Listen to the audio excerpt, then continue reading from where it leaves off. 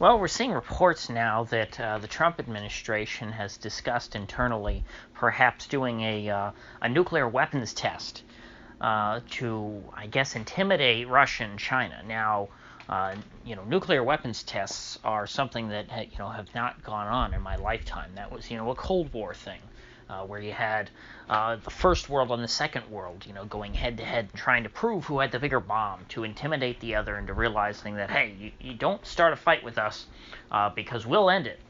We'll end you. And we had mutually assured destruction. So all the time, every time that the U.S. or the Soviet Union came up with a bigger bomb, they detonated to show everyone, look how big my bomb is. And thankfully, since 1992, right after the fall of the Soviet Union, nobody's really done that. I guess except for North Korea. North Korea does these underground nuclear tests, I believe. And perhaps you could make the case that other countries have done it in secret. That's certainly what the U.S. Is accusing Russia and China of, saying that they do nuclear tests and don't tell anybody about it and do it in secret, even though, that's pretty frowned upon to be testing nuclear weapons. And it's hard for me to determine whether or not, it could be true. I don't know how one could hide that, because from what I understand, there is the way that nuclear tests are monitored and detected, and the way that they're told that they're figured out, that they're happening in North Korea is through seismic readings, and that disruptions and these seismic waves or whatever are telltale signs that there's a nuclear test going on. Now, I guess the case would be maybe that Russia is so big that if they do a nuclear test underground in the middle of Siberia, that perhaps it won't be detectable outside of Russia. And, maybe you could make a similar case about China. China's a very big country. But then again, I don't think that the U.S. could do that. I think then again, the U.S. would have internal monitoring of seismic readings. And so what I'm trying to say is I'm not an expert on this part of it, but there are a lot of groups in the world, apparently, that do monitor this stuff, and none of them have any evidence that China and Russia have been, testing nuclear weapons. But even if they were, and even if the U.S. has been, since 1992, no one has publicly done that, because a public nuclear weapons test is always, to send a message. That's why we have that old footage of atomic bombs going off and hydrogen bombs going off, because the U.S. would put that out and to show the world, hey, see how powerful we are. And the Soviets would do the same thing. Nobody's done that these days, because nobody is trying to, we're not in a Cold War scenario. Although that seems to be changing, in the eyes of people like Mike Pompeo, as I discussed, was it yesterday or the day before? And so, this idea of public nuclear tests would seem to be in line with that whole Cold War mentality. Now, before I go on, I guess I should say that this is from anonymous sources, and I'm always, I don't take the word of anonymous sources within the Trump administration as gospel, because there are three possibilities when you have a story that is purely from anonymous sources like this. The first possibility, I guess, is that it's true, and that these are just people inside the administration who want to leak something to the press because they think it's important that the public knows about it. So that's the first possibility. The second possibility is that this is someone inside the administration who is, one of these resistance folks, or somebody like that, and maybe someone who's a little less ridiculous, who just doesn't like the administration and wants to leak something that it doesn't sound good, that will make the administration look bad, and use their position in that way. And then the third possibility is that this is disinformation. Because as I've discussed, going all the way back to Operation Mockingbird, the federal government likes to use this whole channel of leaking things to the press to actually sort of fake the whole whistleblowing thing and just put out their own propaganda into the media.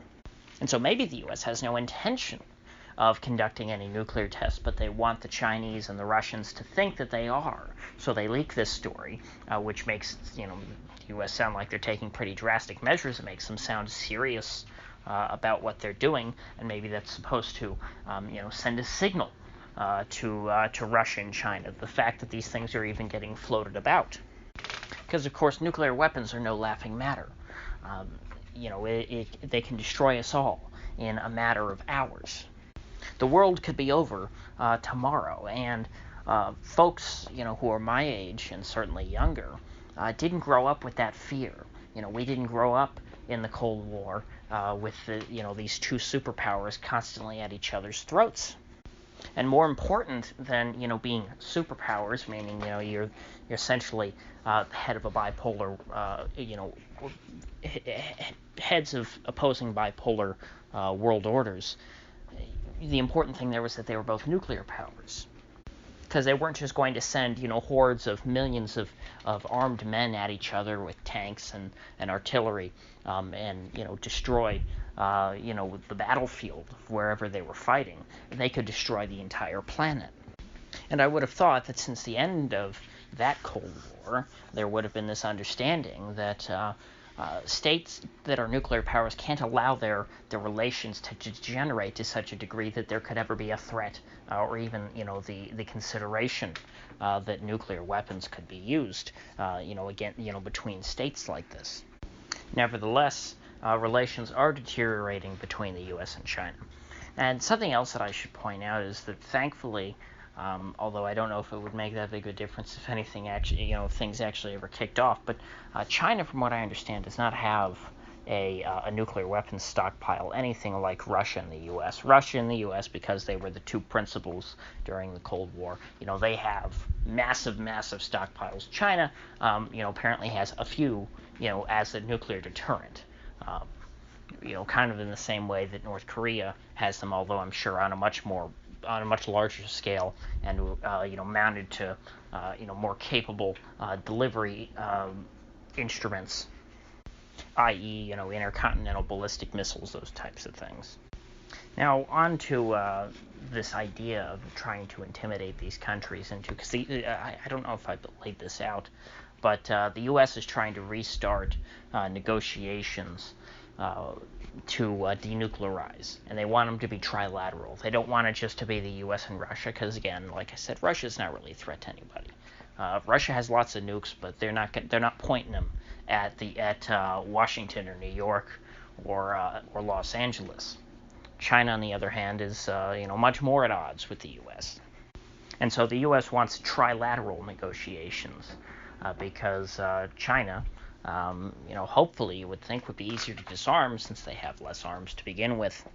But my guess is that any treaty that would come out of a trilateral negotiation would be structured in percentage terms, meaning that China would be reducing its stockpile at the same rate as Russia and the U.S., but not in terms of the absolute quantity of arms. So the U.S. and Russia would have to dispose of a lot more, in the same time that China is disposing a lot less, so that China doesn't get to the point to where they have no arms left and Russia and the U.S. still have years left to go on their denuclearization path.